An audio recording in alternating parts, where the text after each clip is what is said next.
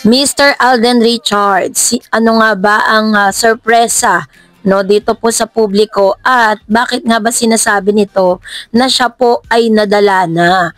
Ang lahat ng yan, but before that, if you haven't subscribed yet to my YouTube channel, please don't forget to like, share, and subscribe at hit mo na rin ang notification bell for more showbiz updates. Of course, bago tayo magpatuloy sa ating updates for today's video, nais ko pong pasalamatan kayo for always watching and trusting this channel. Thank you so much sa inyong laging panonood at palagi ang pagsubaybay sa mga updates po natin. Maraming salamat po. At eto na, pag-usapan natin bago tayo dumako sa ating proper topic for today's video, ay meron pong mga comments po tayong napili sa comment section. Kung saan sabi po ni Poy, ang toxic na mga comments si Breed, Miss D, grabe. Crucified na nila si Kat without having even a bit of truth to the matter. Sino ba ang nagpaumpisa niyan? Si OG ba na walang credibility sa mga ibinabalita niya? Saan ba nanggagaling ang mga speculation ng bashers? Bakit di ba anong meron? Bakit hindi maging scriptwriters yung mga yan? Kikita pa sila, sobra namang ampalaya, hindi kaya someone or some people may be behind this mere campaign ang against Kat. Ayan, so actually po, meron po talagang tinatawag na hate campaigns kay Catherine Bernardo sa ngayon, at talagang kung mababasa nyo po lahat ng mga statement nila sa Reddit, grabe po, sobrang crucified talaga si Miss Catherine. Sabi ni Renato Sign, Miss Starreds, I know na kung sinong barkadang tinutukoy sa chismis sa Reddit, yung walang iba si Justin Benitez na member din ng glam team ni Catherine. In fact, hindi ito barkada ni Mark Alcala, pinsan ito ni Mark, si Justin Bobo, mga nagsusulat dito. Gagawa lang din ng chismis, sablay pa. Ako, lahat ng mga tao bisita sa Halloween party ni Catherine at sa Bernardo Mansion, ito ginaganap. Come to think of it, si Mayor Mark maglalakas ng loob pumunta sa Bernardo Mansion. Secondly, sa Bernardo Mansion, ito ginanap. Meron bang matatago na mga pictures kung sakaling andun si Mayor? Definitely walang ganon, walang discreet, lalo ng tao. Ando doon lantad. Walang tinatago, mga kwento, invento lang ang nakayanang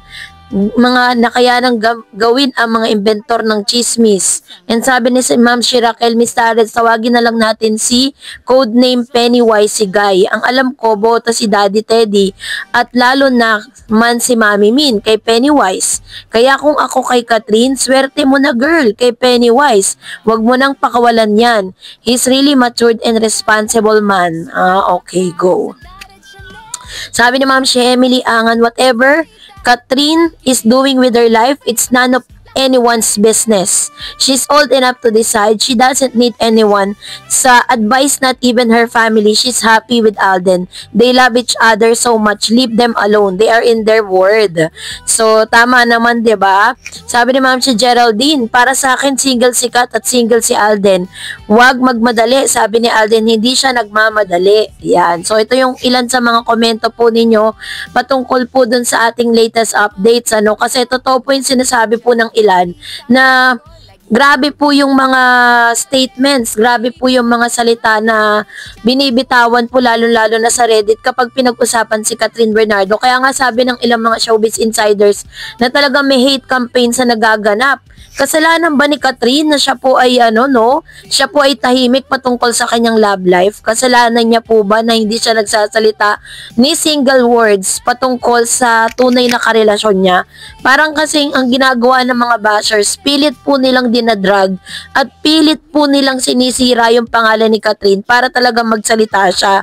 Yun po yung ginagawa po nila ngayon. Pero wala po talaga silang mapiga kay Catherine, Pero, dito naman dumako tayo kay Mr. Alden Richards. Kasi nga po, si Alden at si Ann Curtis ay magsasama na po sa pelikula. Pasuspense pa muna ang anunsyo ni Alden Richards tungkol sa film project na pagsasamahan nila ni Ann Curtis. Hindi ngayon imposible, lalo na't may natanungang pelikula ang kapuso actor mula sa bakura ng Viva Entertainment. Lest we forget, isang Viva artist si Ann. Base po sa kwento ni Alden, kapwa nga lang daw sila busy ng TV host actress. But Alden will make sure na paglalaanan niya ng panahon ang proyektong pagsasamahan nila ni Ann Curtis. Remember na isa sa mga gustong-gusto ni Alden na makasama sa trabaho ay si Miss Ann. Ngayon pa nga lang, Alden has nice words for her at mukhang magaan siyang katrabaho. At the moment, kakapalabas lang sa Netflix ang directorial debut niya, no, na Out of Order, and looks like his second project will be that with Ann. As a regards doing teleseries, Alden was last seen in GMA's Pulang Araw. Dahil preoccupied pa rin daw siya ngayon, nangako si Alden na muli raw siyang matutunghayang doing follow-up TV series next year. Pero ayaw pa munang idetalye ng aktor kung ano ito, pero 100% sure na to kick off the ground ito. Ayun. So, ibig sabihin, may aabangan po tayong proyekto ni Mr. Alden Richards kasama si Miss Ann Curtis.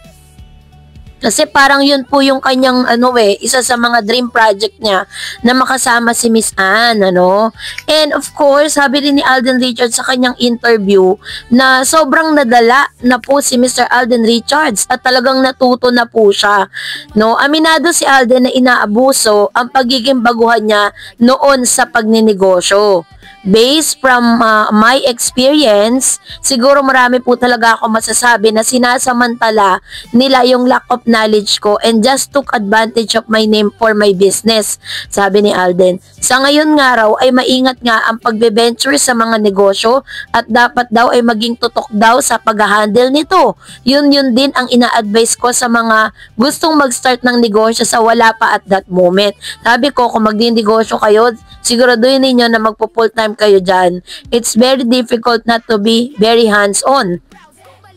Kung hindi man kayo mag full-time hands-on, paliwanag ni Alden, dagdag pa niya, commitment siya ang pagninegosyo. Hindi siya yan ang suntok sa buwan lang na gusto kong mag-business today and then bahala na. Natawa naman si Alden nang hingan siya ng mensahe sa mga nag-aabuso sa kanya ng matagal na nasa pagninegosyo. Sa katunayan, kahit ginawan nga ng masama ang mga ito, ay thankful siya dahil may natutunan daw siya sa experience na ito. Ako, I'd like to thank them because ganun na ako sa buhay ko. Parang with anything that happening na, mostly the bad ones, I'm grateful because I always look at it's a lesson learned. Paliwanag ni Alden. Pagpapatuloy niya, because of that experience, I am who I am right now. Na sometimes hindi talaga sabi niya. Sometimes ganun na parang be grateful about everything, but may it be good or bad.